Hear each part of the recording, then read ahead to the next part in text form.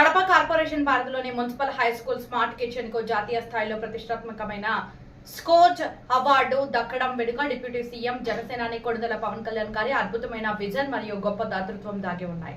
గత 2024లోనే ప్రభుత్వ పాఠశాలలో చదివే పేద విద్యార్థుల ఆరోగ్యం, వారి పౌష్టికాహార అవసరాలపై ప్రత్యేక శ్రద్ధ వహించిన పవన్ కళ్యాణ్ గారు ఈ ఆధునిక స్మార్ట్ కిచెన్ ఏర్పాటు కోసం తన సొంత ట్రస్ట్ నుండి ఏకంగా 10 లక్షలు భారీ ఆర్థిక సాయాన్ని విరాళంగా అందించి ఈ ప్రాజెక్టుకు ప్రాణం పోశారు.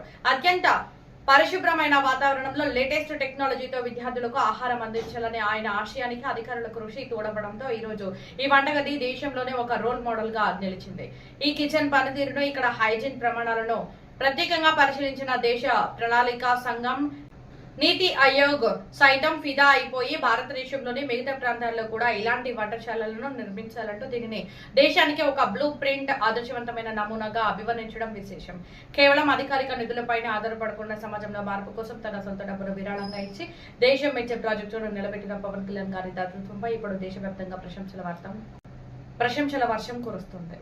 ముఖ్యమంత్రి నారా చంద్రబాబు నాయుడు గారు శనివారం శ్రీకాకుళం జిల్లా నరసన్నపేటలో పర్యటించి ప్రతిష్టాత్మక స్వచ్ఛంద స్వర్ణాంధ్ర కార్యక్రమంలో అత్యంత ఉత్సాహంగా పాల్గొన్నారు.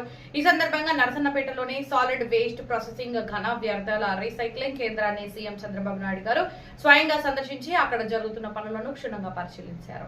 ఈ క్రమంలో స్వచ్ఛ రథం డ్రైవర్ నవకపు ప్రసాదరావు తాము మండలంలో ఇంటింటికి వెళ్లి ఏ విధంగా వ్యర్థాలను సేకరిస్తున్నామో ముఖ్యమంత్రి గారికి వివరించారు.